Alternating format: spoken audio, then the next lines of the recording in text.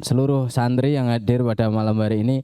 Untuk melanjutkan acara pada malam hari ini, saya serahkan kepada moderator dulu, Bung Dakun sebagai moderator pada malam hari ini. Acaranya diskusi tentang kemerdekaan. Poin yang pertama titipan dari Abah yaitu memaknai arti dari kemerdekaan. Perwakilan dari PB Jatmi, dari menurut orang Madura, orang Jawa, dan juga pastinya orang Betawi. Monggo saya persilahkan untuk moderator.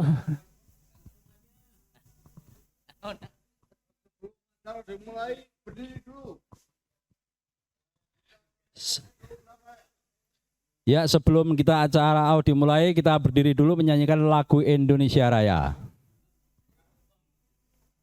Indonesia tanah airku, tanah tumpah darahku, di sanalah aku berdiri, jadi pandu ibuku.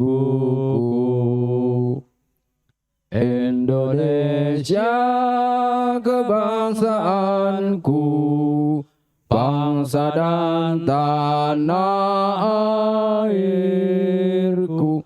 Marilah kita berseru, Indonesia bersatu. Hiduplah tanahku, hiduplah negeriku, bangsaku, rakyatku semuanya. Bangunlah jiwanya, bangunlah badannya untuk Indonesia Raya.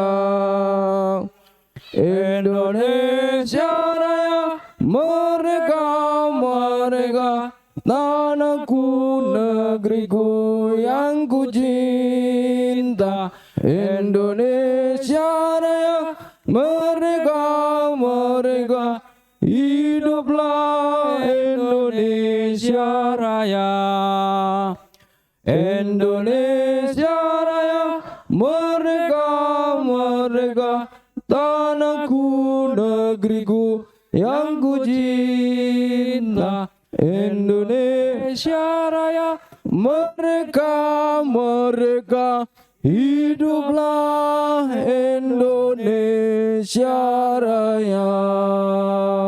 Untuk selanjutnya, untuk mengenang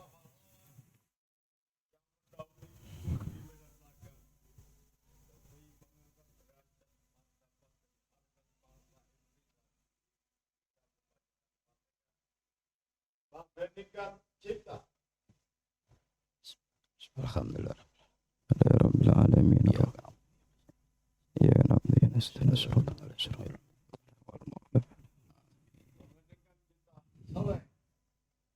selanjutnya untuk mengenang perjuangan para pahlawan kemerdekaan kita. Di situ terjadi peperangan yang hebat di Surabaya, dipimpin oleh Mbah Abbas Buntet, dan tentara-tentaranya adalah Banser dan seluruh rakyat santri-santri. Untuk itu kita menyanyikan lagu Siapa datang mengancammu, kan binasa di bawah dulimu. Selesai. Terima kasih. Selanjutnya kita duduk kembali. Assalamualaikum warahmatullahi wabarakatuh. Bismillahirrahmanirrahim. Alhamdulillahirabbil alamin. Wassalatu wassalamu asrofil anbiya'i wal mursalin sayyidina wa maulana Muhammadin wa ala alihi wa sahbihi ajmain.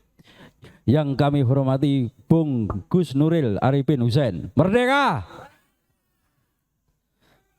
Ya, selanjutnya untuk mengenang para jasa pahlawan kita. Hari ini bangsa Indonesia merayakan kemerdekaannya yang ke-79.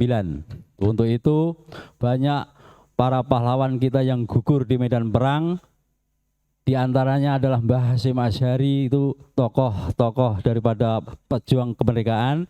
Mbah Abbas Buntet, dan masih banyak lagi tokoh-tokoh ulama Indonesia. Untuk itu mengenang jasa beliau, kita akan apa itu namanya, testimoni, refleksi kembali, dan nanti akan dipimpin oleh Bung Gus Nuril. Hari ini nggak ada panggil Bah ini, Bung pokoknya.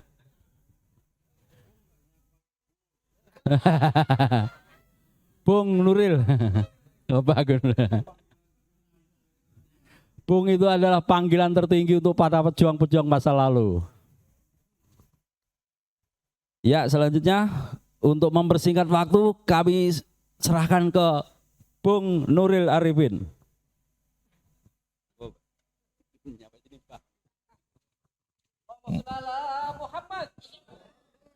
Merdeka! Merdeka! Merdeka! Assalamualaikum warahmatullahi wabarakatuh. Sahabat-sahabat, tolong yang di belakang coba ke depan semua, biar leher saya tidak tengeng. Udah dikasih makan masih di belakang aja. Indra, pindah sana, depan. Pindah depan, biar saya nggak gini nengok.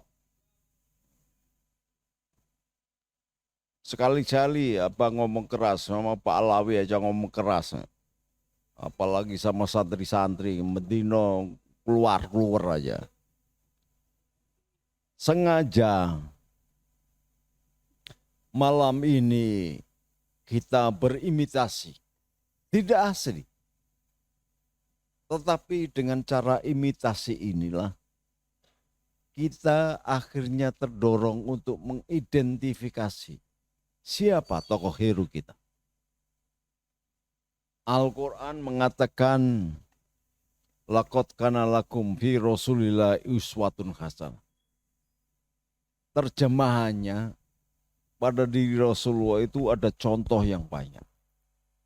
Yang baik-baik.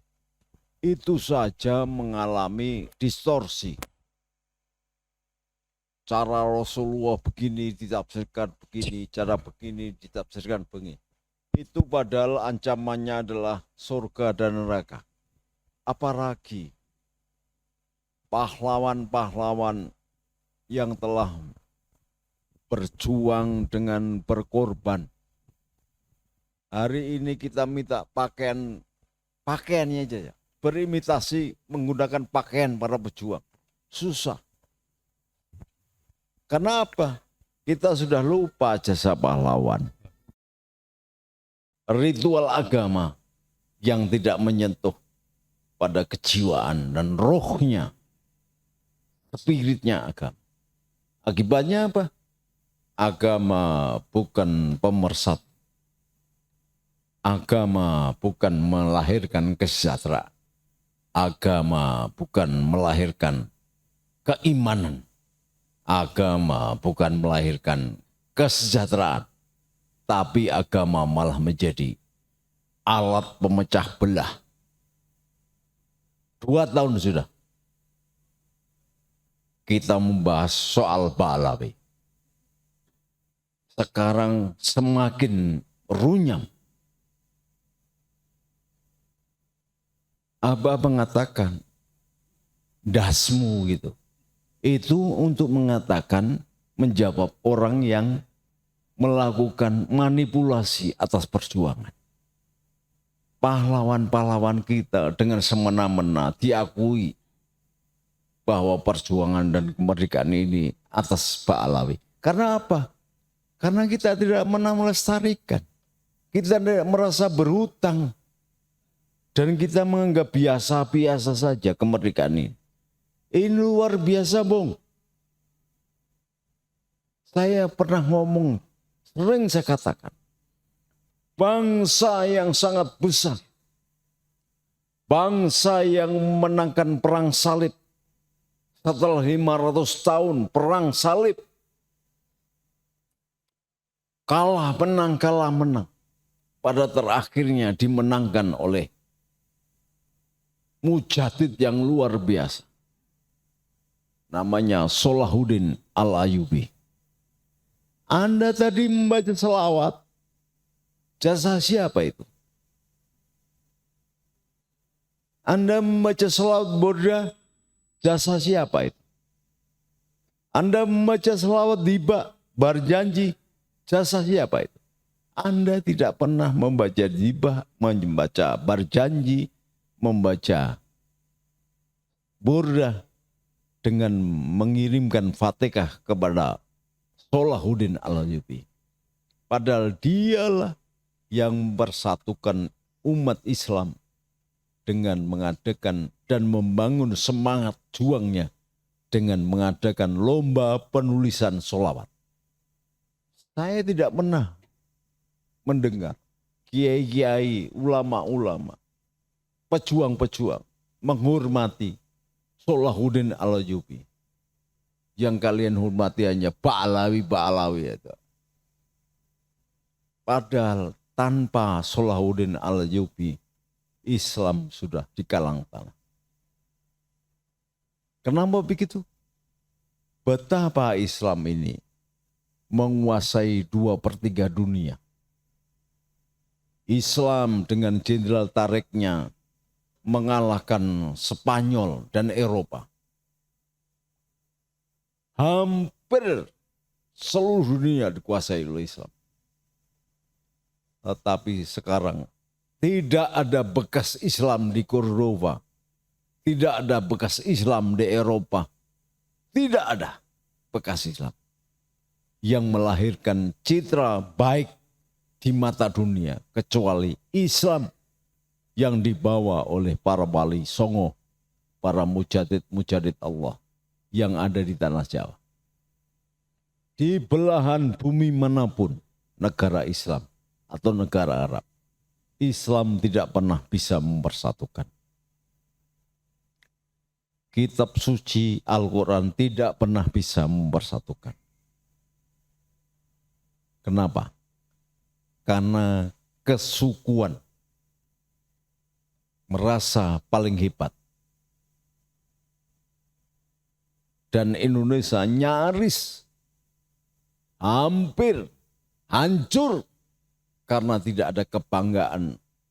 Wa ma'ana minal Jawi, wa ma'ana minal Betawi, wa ma'ana minal Sunda, wa ma'ana minal Madurani, wa ma'ana minal Batak. Enggak ada. Semua seolah-olah keok di bawah kaki emigran-emigran antek penjajah yang namanya Ba'alawi. Bahkan dianggap wali. Lebih kurang ajar lagi membuat kuburan-kuburan palsu. Dan menghilangkan situs-situs sejarah Indonesia. Sampai NU dianggap yang mendirikan Ba'alawi. Lebih jauh lagi, Pangeran Diponegoro, Imam Bonjol, pejuang-pejuang Indonesia diakui sebagai Ba'alawi. Emigran antek Belanda yang masuk ke sini, kemudian menguasai hati kita. Imam Ghazali pernah mengatakan, kalau kalian mencuri, merampok, dan menguasai harta orang, itu kalah dolim dengan Anda menguasai hatinya orang. Ba'alawi sedikit demi sedikit merampok hati kalian. Sehingga jangankan cuman harta benda, nyawa pun sampai serahkan. Bahkan keimanan pun sampai serahkan. Bahkan risalah yang menyelamatkan jiwa Anda sampai serahkan. Seolah-olah jadi benar semua.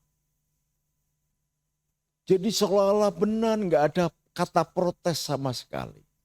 Padahal Al-Quran didirikan atas asas rahmatan lil alam. Artinya apa? Seorang budak bernama Bilal pun dianggap setara dan dipanggil sahabat. Dan diperkenankan untuk melakukan panggilan adzan dan bang. Tetapi kalian sebagai pemilik bangsa ini, bangsa Nusantara, yang berasal dari kerajaan-kerajaan besar. Sebelum Arab jadi orang, sebelum Arab berbudaya, bangsa Jawa sudah berdiri dan menjadi embryum Jawa pertama. Al-Azhar yang kalian banggakan kalah tua dengan Universitas Sriwijaya. Tetapi enggak ada bekas. Kalian tidak pernah mencium tangan orang tua. Tetapi kalian mencium kakinya emigran-emigran pengkhianat bangsa yang menjadi andainya Belanda. Saya tidak rela. Maka untuk malam ini saya ajarkan. Coba Anda berimitasi. Tidak asli memang imitasi. Menjadi berpakaian pejuang, gaya pejuang. Supaya merasakan bagaimana pejuang-pejuang itu. Tidak pernah dia minta kita membalas jasanya. Tidak pernah. Ikhlas. Lillahi ta'ala. Kan kebangetan kalau kita sudah hidup 7-9 tahun menikmati kemerdekaan. Tidak pernah terbesit kita merasa berhutang kepada bapak-bapak kita, mbah-mbah kita.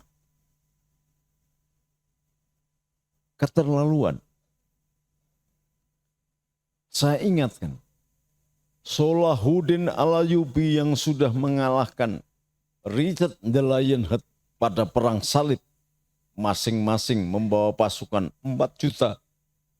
Tapi Salahuddin Al-Ayyubi menunjukkan moral Islam, akhlakul karimah Islam.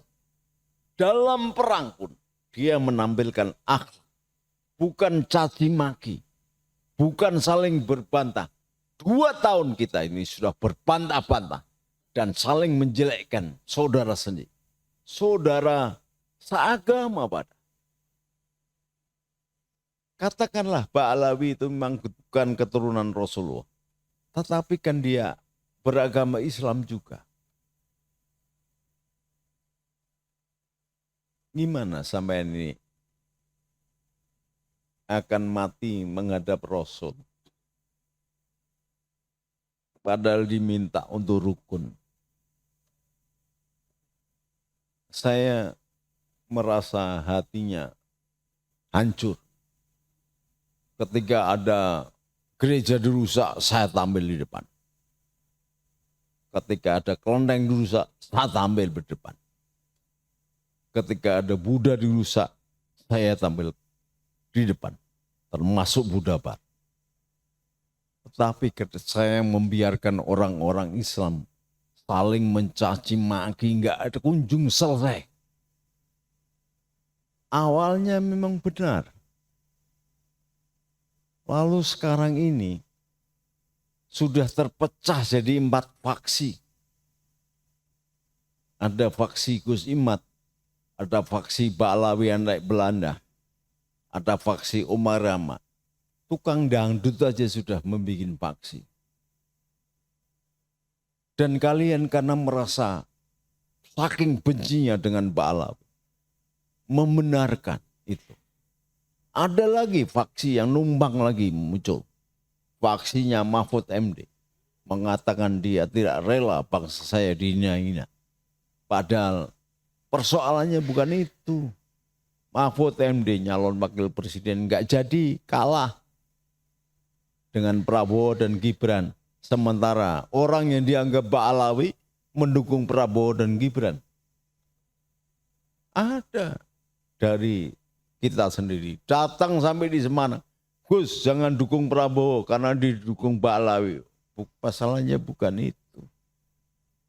Ini lebih parah dari kampret dan kecebong. 4 faksi. 4 faksi.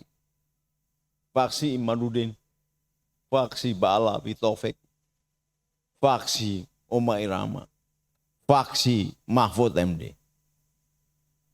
Semuanya tidak tulus. Pada awalnya tulus, tapi lama-lama ini jadi gerakan menisbikan diri. Uma Irama itu adalah bunga mawar yang harum semerbak. Imaduddin, bunga mawar yang harum semerbak. Mahfud MD, bunga mawar yang harum semerbak. Taufik, bunga mawar yang harum semerbak.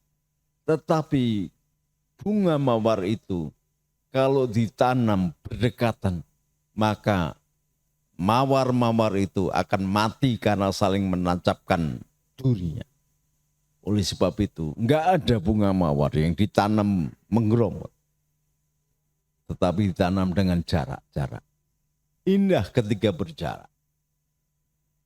Tetapi ketika merapat, dia malah menisbikan, mematikan, meneracuni pohon yang lain.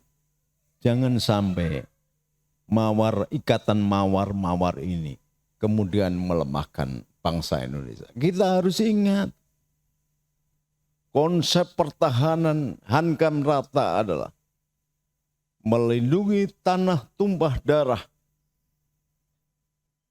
rakyat semesta dari segala ancaman, tantangan, gangguan, dan hambatan. Pertama kali tulus. Dan sudah selesai itu bahwa Ba'alawi bukan keturunan Rasulullah, selesai. Udah selesai. Dengan apa?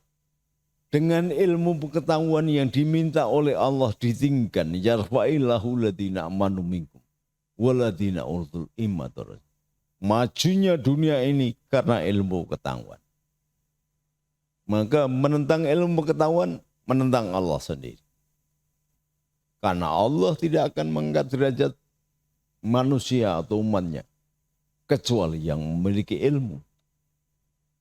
Ilmu pengetahuan melahirkan aljabar, melahirkan kimia, melahirkan ronsen, melahirkan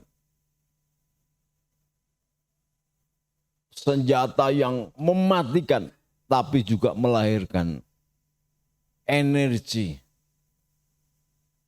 melahirkan studi-studi yang di luar mata kasat kita bisa ditembus. Bisa memotret, melihat ciptaan Allah bahwa alam semesta ini terdiri dari miliaran galaksi. Bukan hanya satu galaksi. Satu galaksi Bima Sakti bisa memiliki planet-planet yang luar biasa hebatnya. Sampai dengan Pluto. Tapi sesungguhnya bukan satu galaksi. Ada galaksi Andromeda, ada galaksi-galaksi yang lain. Tetapi apalah artinya semua itu? Kita hanya sebagai penonton saja. Orang Eropa yang dulu tidak sempat membaca. Orang Eropa masih buta huruf. Sementara orang Jawa, Bani Jawi ini sudah menjadi gurunya dunia. Sekarang kita hanya bisa menikmati produk-produk orang Eropa. Sampai saat kentutnya Jepang aja kita pakai. Kita hanya pandai berantem. Kita hanya pandai bercerai-berai. Kita hanya pandai berselisih dengan teman seiring. Kita tidak mampu menangkap tokoh hero perang kemerdekaan ini yang bersatu padu. Ada Cilik Riwut yang beragama Hindu Kaharingan. Ada Bung Tomo yang menjadi santrinya Hadarus Asyim Hasari. Yang hanya bermodalkan teriakan besar. Allahu Akbar. Merdeka atau mati. Itu adalah mentakwilkan dan mengartikan ucapan Rasulullah. Menartikan ucapan Jenderal Tarik. Iskariman aumut syaidan. Innallaha ma'ana. Kita sama sekali nggak ngerti. kita semakin melupakan. Jadi jangan heran kalau anak-anakmu nanti jadi kurang ajar semua kepada kamu. Karena kamu tidak memberikan contoh yang baik. Saudara sekalian, merdeka! Ini pesan saya. Saya jelaskan lagi, Salahuddin Al-Ayyubi dengan moral Islam dalam perang, bukan damai. Ketika kita damai menjadi 4 pilar, rusak perang-perangan, meracuni hati sendiri dengan Facebook, dengan WA, dengan handphonemu. Amalan kita tidak sebanding dengan fitnah yang kalian tulis.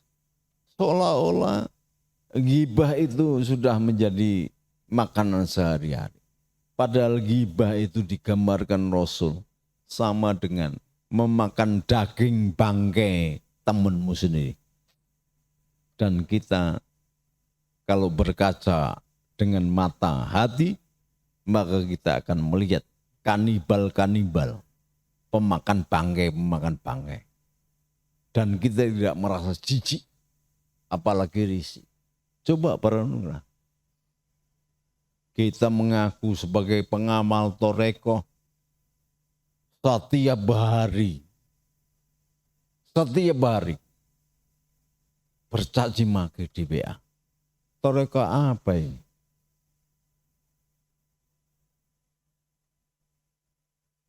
Salahuddin Al-Ayyubi memberikan contoh berjuang dengan ikhlas. Ketika dalam keadaan perang, untuk tidak mengorbankan nyawa, padahal musuh itu Kristen itu, tapi dia hargai nyawa orang Kristen. Karena apa? Nyawa itu milik Allah. Oleh sebab itu ketika ada orang jenazah beragama Yahudi lewat, Rasulullah berdiri, ditegur sama sahabat. Dia orang Yahudi ya Rasulullah. Ketika hidup itu orang Yahudi. Ketika mati itu milik Allah. Salahuddin mengaplikasikan itu. 4 juta prajurit diselamatkan dengan langkah besar Salahuddin. Salahuddin menyusup ke kemah lawan. Masuk kemah Richard the Lionheart yang sedang sakit. Lalu meninggalkan anaknya sebagai jaminan agar Salahuddin bisa mengobati. Musuh besok akan berhadapan perang besar. Tetapi moral Islam menampilkan sosok uswatun hasanah. Nah kita ini duduk di masjid,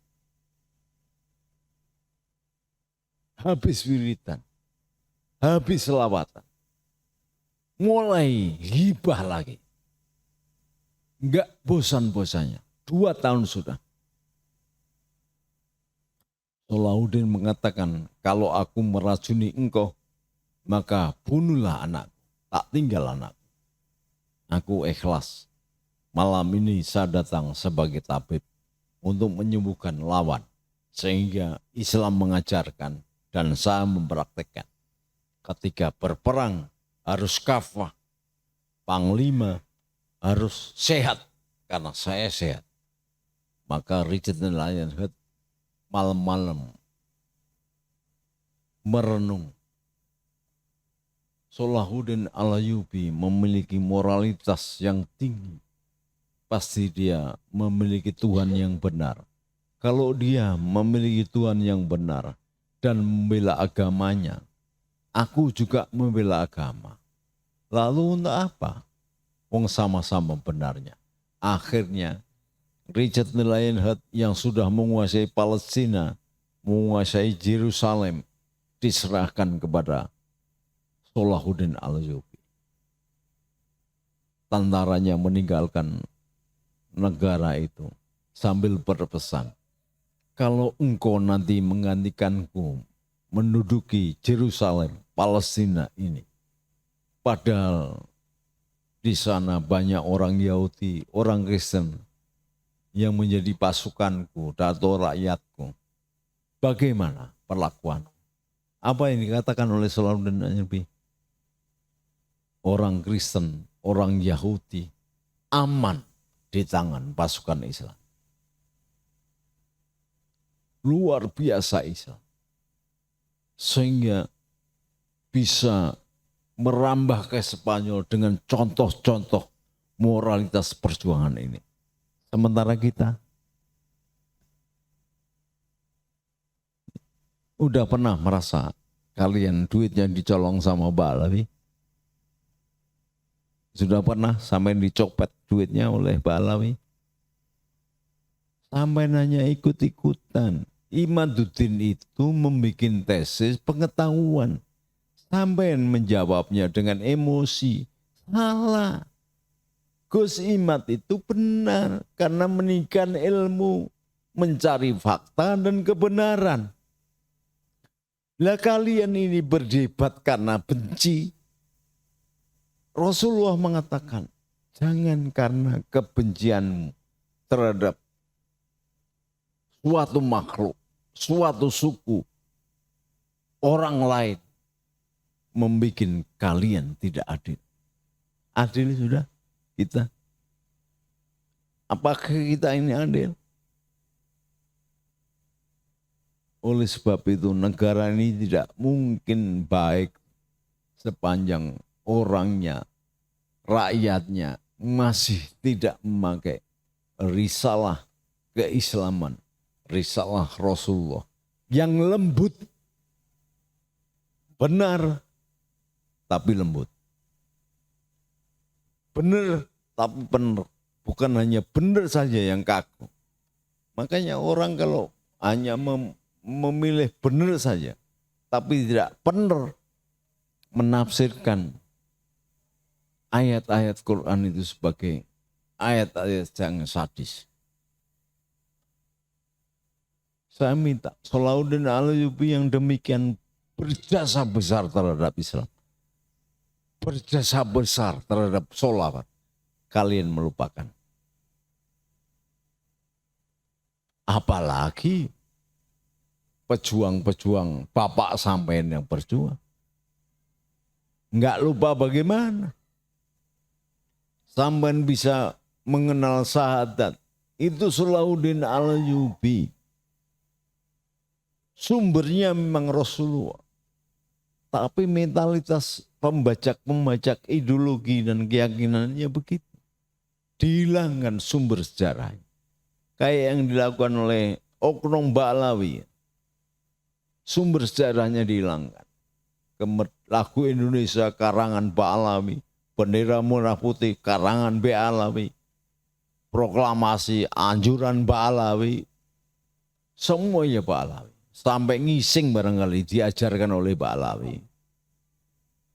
Kenapa? Kalian tidak memiliki dasar untuk menjawab wa ma ana minal Nusantara, wa ma ana minal Jawi, wa ma ana minal Batak, wa ma ana minal Sunda, wa ma ana minal Papua, wa ma ana minal Bali. Sampean menjadi antek aja bangga semua. Mencium tangan orang tua tidak pernah.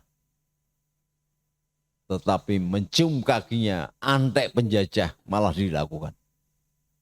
Anda Pak tidak pernah membaca Quran. Wa wasainal insana biwalidaini hamalathu umuhu wahnan ala wahnin. Wa fisoluhu fi amaini aniskurli wali walidaika ilayal masir. Bersyukur, hormat, takzim kepada ibunya, kepada orang tua, disetarakan dengan beribadah dengan Allah, bersyukur dengan Allah. Allah sendiri yang mengatakan itu. Enak aja, sampai ke pasar tidak pernah gandeng ibunya, sampai malah datang munyak-munyuk ke depan Habib, yang adalah antek-aneknya Belanda. Penjajah-penjajah, kakek moyang. Wajar. Jadi kalian tidak merasa memiliki Indonesia ini karena sampean sudah melupakan nenek moyang sampean. Pahlawan-pahlawan sampean. sampai dengan enaknya berganti baju.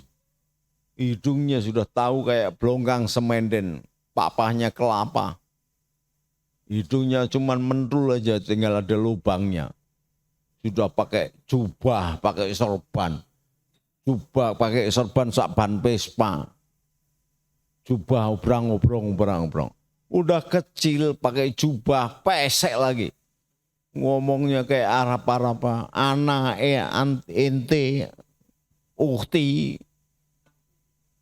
Apa ini? Kenapa tidak bangga dengan bahasanya sendiri? Sebelum Isa Al-Masih lahir, raja-raja Nusantara ini yang mengerti kelahiran Isa Al-Masih. Karena menguasai ilmu perbintangan, maka dia berjalan dari Nusantara ini. Menembus lautan, menembus benua, sampai menjemput Isa Al-Masih lahir. Itu dibukukan itu di dalam perjanjian lama. Raja-raja itu membawa kayu gaharu. Yang satu membawa kapur barus, yang satu membawa mur, membawa emas. Itu adalah dianggap sebagai orang-orang Majus.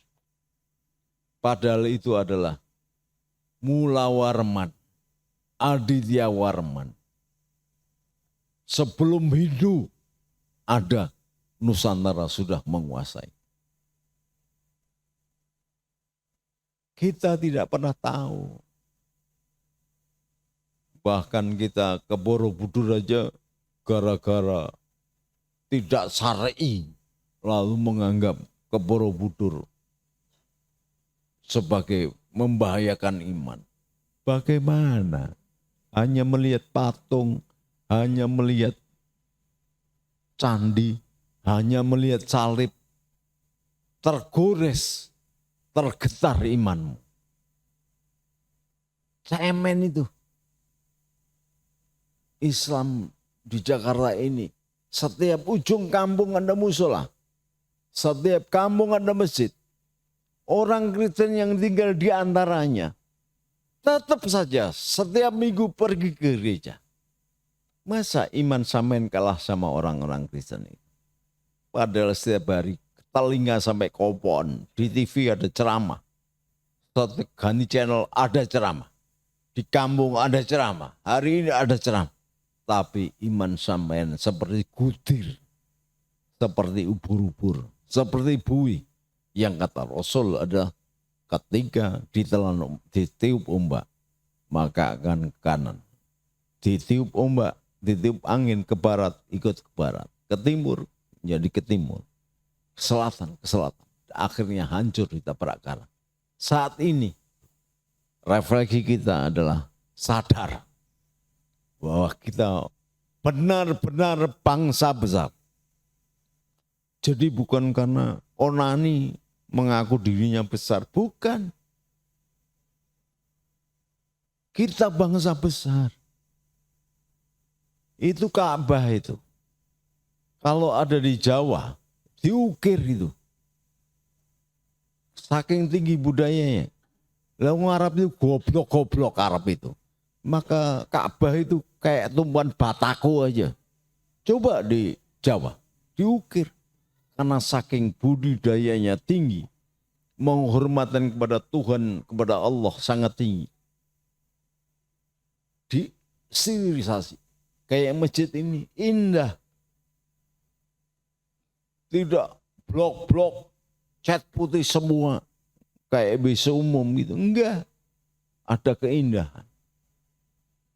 Bukankah Allah itu jamil yuhibul jamal. Indah dan suka keindahan. Karena Al-Khaliq, orang segini banyaknya, enggak ada yang sama. Irungnya sama-sama pesek, tapi bentuknya beda. Peci sama-sama letaknya, ada merahnya, tapi bentuknya beda. Allah itu demikian cerdasnya.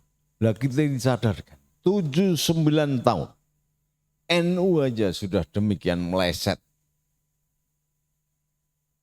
NU dengan enteng aja petinggi NU mengatakan tidak ada catatan zaman. Yang memang tidak ada. Wong Islam itu, Arab itu apalagi budayanya begini-begini. Gobloknya itu. Imam Ghazali itu sudah mengarang kitab Ihya yang jadi pujian seluruh dunia. Bahkan hukum itu dibikin dari kumpulan hadis-hadis Imam Malik.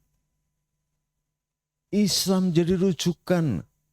Imam Malik jauh ratusan tahun, 400 tahun sebelum Ba'alawi itu menciptakan kodifikasi hukum yang namanya Kitab Al-Muwatta. Padahal yang ngarang diterjemahkan oleh pamannya sendiri. Keponakannya jadi ketua PBNU jadi ngawur begitu. Heran saya. Wah, dulu nggak ada catatan-catatan zaman.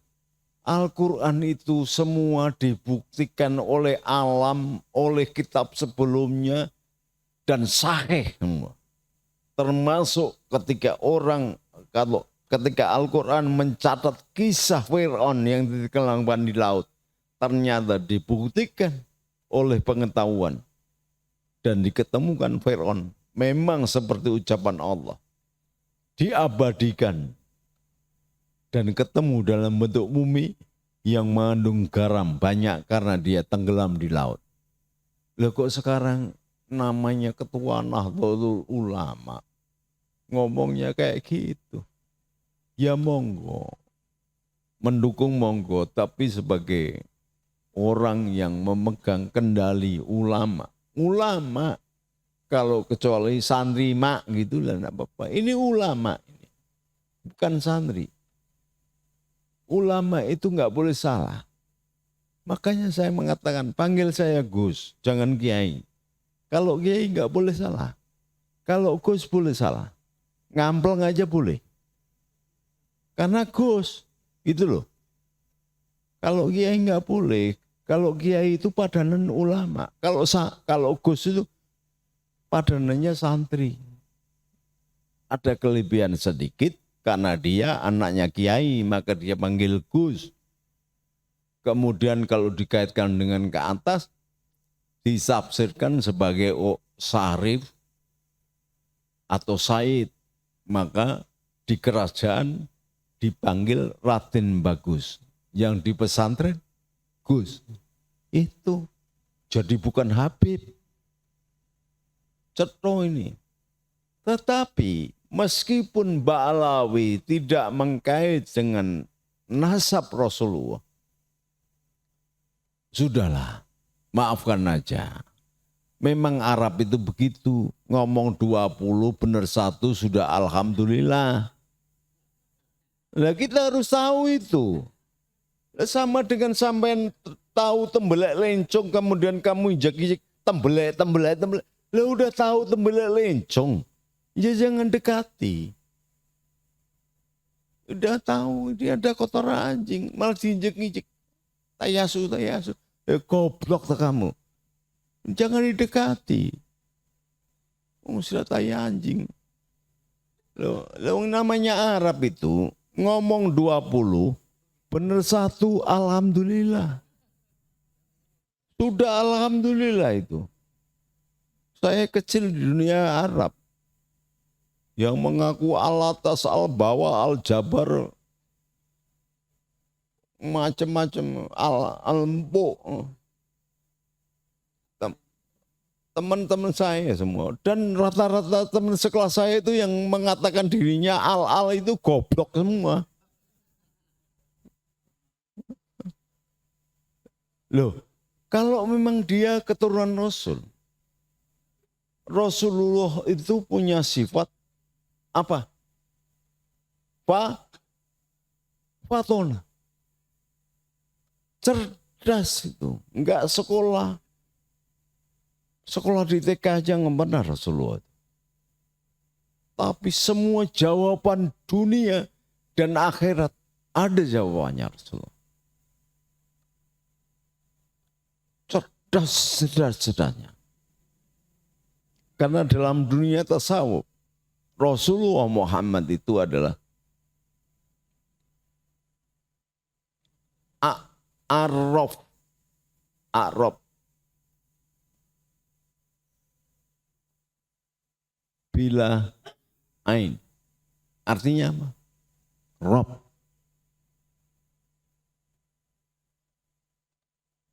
Rasulullah itu Ahmad bila mim. Artinya apa? Ahad. Makanya kalau jadi anggota Toreko itu jangan hura-hura kayak Toreko kayak organisasi biasa. Toreko itu diperbanyak zikirnya, diperbanyak berbuat baiknya, tidak diperbanyak nulis WA-nya. Untuk tua gitu debat ning WA malu-maluin sampean. Ya, ini kesadaran refleksi. Udah 79 tahun merdeka kita. Apa yang kamu lakukan?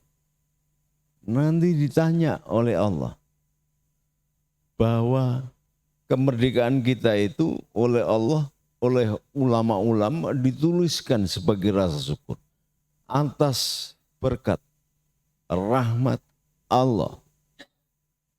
Cetol itu atas berkat rahmat Allah. Didorong oleh keinginan yang luhur mengantarkan bangsa Indonesia ke depan pintu gerbang kemerdekaannya. Kita ini termasuk bangsa munafik atau enggak? Kalau kalimat preambul pembukaan Undang-Undang 45 begitu, artinya kita harus menjaga. Kita harus menjadi patriot-patriot. Kita harus imbang rasa dan berterima kasih kepada pahlawan-pahlawan kita. Salahuddin Al-Ayyubi yang memenangkan Islam, tetapi karena dia tidak punya negara, bangsanya Kurdi, suku Kurdi, Salahuddin Al-Ayyubi, hidupnya disinggang-singgang, dibuang-buang di negara. Suku Kurdi itu menempel di negara Mesir, diusir. Arab diusir, Yaman diusir, Irak diusir, Iran diusir, Qatar diusir, Kuwait diusir. Padahal dia yang mengangkat derajat harkat martabat bangsa Arab, khususnya Islam. Kenapa Islam ini enggak pernah rukun? Kenapa tidak pernah merasa memiliki berkah? Karena dia tidak pandai menghormati pahlawan. Salahuddin Al-Ayyubi, Al-Fatihah.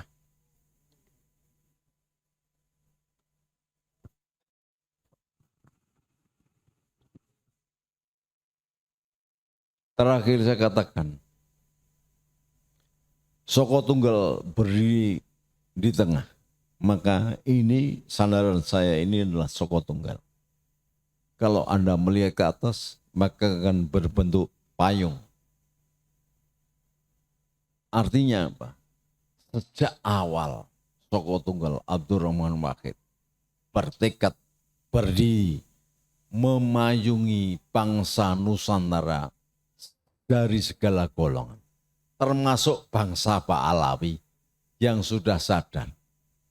Kalau dia sadar, nggak sadar, apa kata Rasul? Kalau ada orang Islam dan orang Islam yang berseteru, maka damaikan. Apabila yang didamaikan tidak mau, gebuk semuanya. Saya sudah menyatakan ini dalam Rakernas Patriot Garuda Nusantara. Rapimnas Patriot Garuda Nusantara. Saya sudah menyatakan ini pada pelatihan teknik pendekar darah Garuda Jatmi di Jogja di pesantrennya Gus Muafik, bahwa PDG adalah pasukan damai Indonesia. PDG bukan hanya pendekar darah Garuda, tapi pasukan pendamai Garuda Nusantara. Jadi kalau mereka ini kemudian memanfaatkan benefit atau materi politik akan berhadapan dengan PDG dan PGN. Dan sampean pakai pakaian banser, jangan malu-maluin. Jadi kalau dikaplok orang ya berani. Jangan sampai bonyok semua terus lapor polisi. Kalau begitu nggak usah pakai pakaian banser. Malu-maluin aja.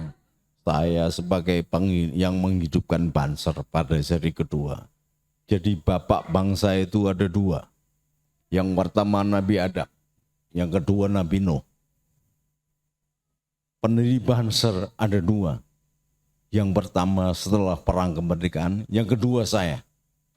Tapi Menteri Agama sampai mengatakan Gusunil Palatsara aja nggak pernah. Loh saya yang mengadakan latihan kader tinggi. Dia masih kencing aja belum bisa cebok tuh yakut itu. Saya udah malah melintang sebagai komandan banser. Sekarang pintarnya aja. Watul-watulan, keroyokan. Kan sudah tugasnya. DPR itu di atasnya lagi adalah lembaga trias politika. Supaya tidak terjadi pengumpulan kekuasaan. Dibagilah sistem politik itu menjadi 3 pilar. Legislatif, DPR, yudikatif, lembaga mahkamah hukum, dan eksekutif pelaksana. NU itu ada di luar negara. Tidak masuk yudikatif, tidak masuk eksekutif, tidak masuk legislatif. Lah ini DPR yang melaksanakan tugas pengawasan. DPR itu bertugas sebagai pengawasan. Kedua, menyusun undang-undang. Ketiga, menyusun budgeter, anggaran negara. Giliran DPR-nya membuat pansus karena ada kepincangan dan keraguan atas pelaksanaan haji yang jamaah haji kita ini. Kemudian tidur di emper-emper WC, kakaknya jadi ribut. Memangnya ketua NU atau lembaga NU itu masuk pemerintahan apa? Jadi anak buahnya anteknya Jokowi itu apa? NU itu di atas presiden, di atas legislatif, di atas yudikatif, di atas eksekutif. Lah kok Menteri Agama dibikin pansus yang ngamuk malah ketua NU. Itu memang NU Pak sudah jadi maklar kekuasaan apa gimana? Jadi salah kaprah. Ini mohon dimengerti. Agak cerdas sedikit kita ini. Malu-maluin ditonton orang. Tidak ada ketua PBNU yang segoblok begini. Benar. Tapi mudah-mudahan Allah menunjukkan kebaikan organisasi ini. Untungnya tidak semua jadi pengurus PBNU. Banyak kiai yang hebat-hebat di luar. Dan PBNU tidak punya masa. Yang punya masa adalah kiai-kiai jamaah NU. Bukan jamiah NU. Jamiah NU itu hanya menguasai papan nama. Kalau jamaah NU punya pesantren. Ada enggak PBNU, pesantren PBNU gitu ada? Ada. Orang-orang NU saking ikhlasnya membuat masjid, membuat pondok, membuat madrasah, di NU kan. Padahal NU nyumbang semen sak aja. Tolong ada PR dari saya. Semuanya. Berapa jumlah jemaah haji? Katakanlah 300.000 setiap tahun.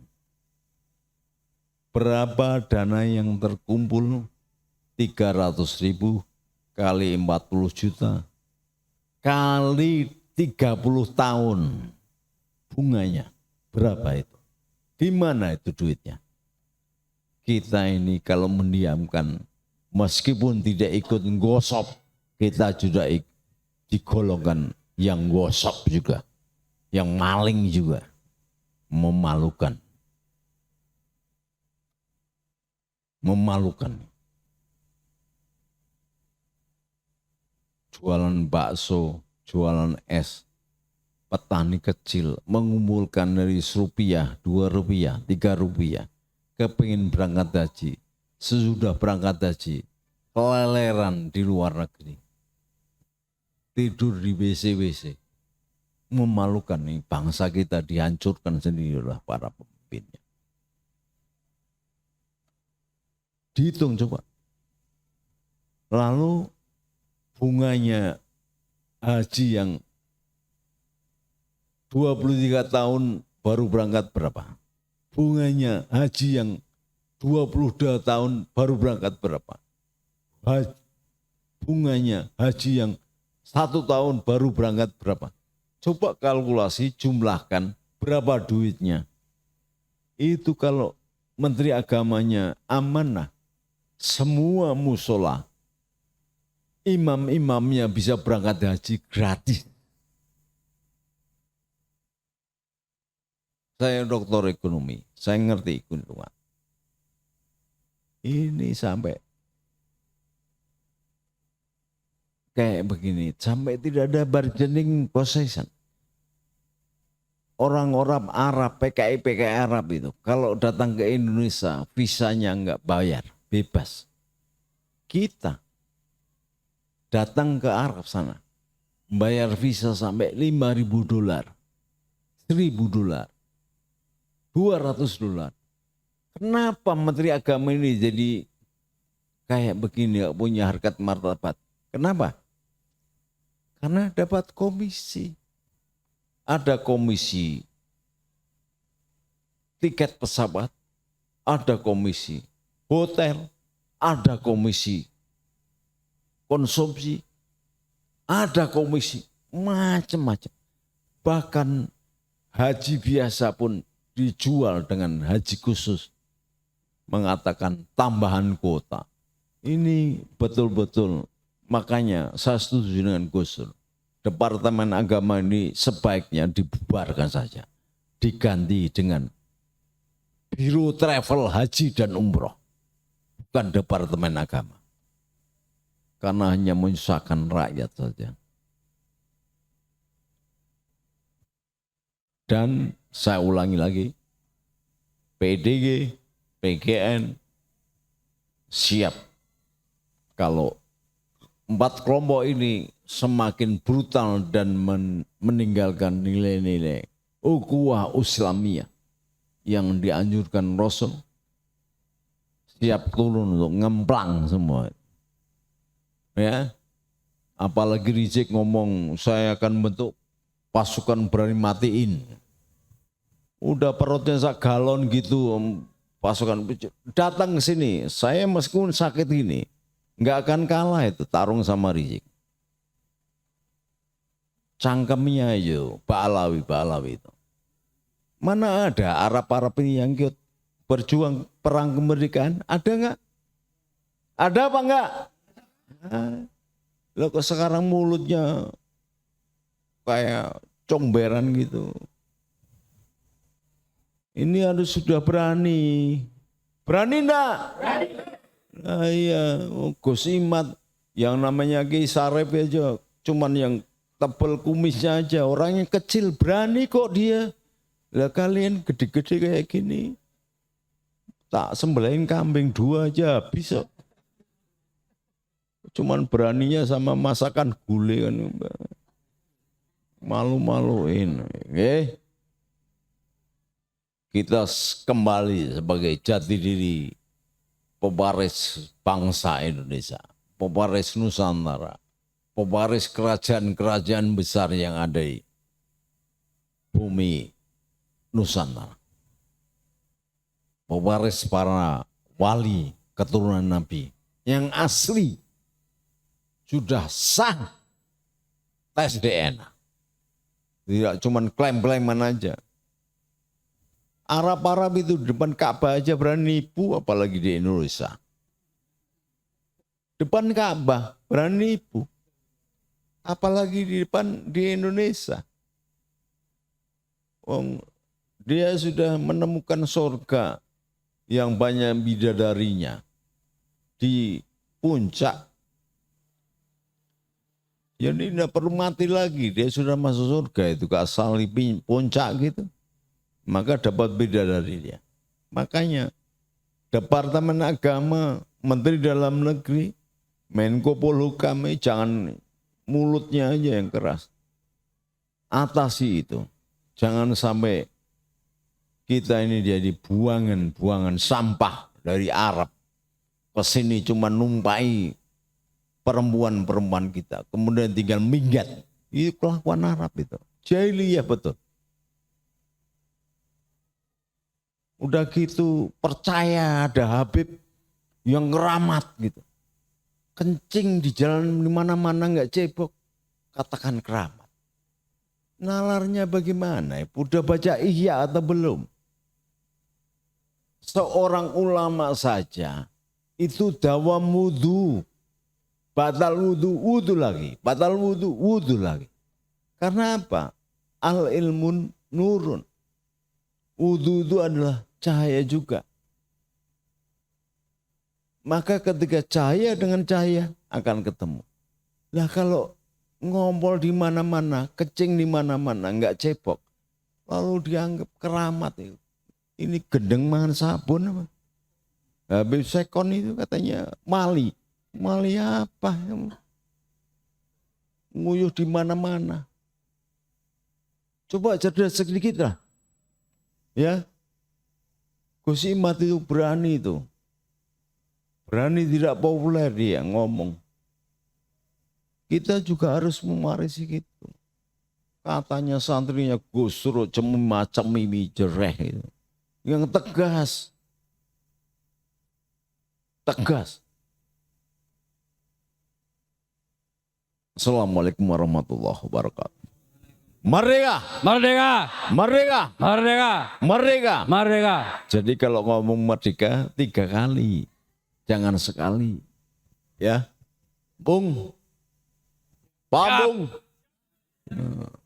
Malam ini, khusus malam ini kita manggil Bung. Nggak ada kiai, nggak ada santri. Bung. Oke? Siap. Silakan nih. Mas Sobirin.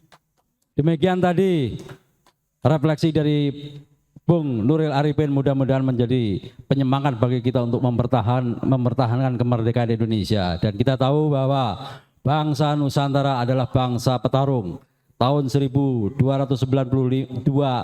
Raden Kertanegara bisa mengalahkan Mongol. Tahun 1945 Bung Tomo menjadi tokoh utama. Di situ di belakangnya ada tokoh-tokoh sentral yaitu Mbah Abbas dan Mbah Hasyim Asy'ari. Lah kita sebagai generasi penerus untuk mempertahankan kemerdekaan itu lebih sulit. Dan di sini kita tahu bahwa telah hadir para cucu-cucu para pejuang kita. Di sini saya lihat ada Bung Sakera dari Madura, Yai Nawawi. Tepuk tangan Bung Sakera, cucu Rogolawe ini. Dan Bung Idrus dari Betawi, dari Bekasi. Dan perwakilan dari Jawa, Nyong Jawa, yaitu Bung Nunawi. Hebat-hebat ini. Dan selanjutnya Bung Uki dari Kota Bekasi. Dan nanti akan merefleksikan kembali makna kemerdekaan itu. Dan kita mulai dari Bung Sakera, perwakil dari Mendore. Silakan Bung. Merdeka! Merdeka! Merdeka!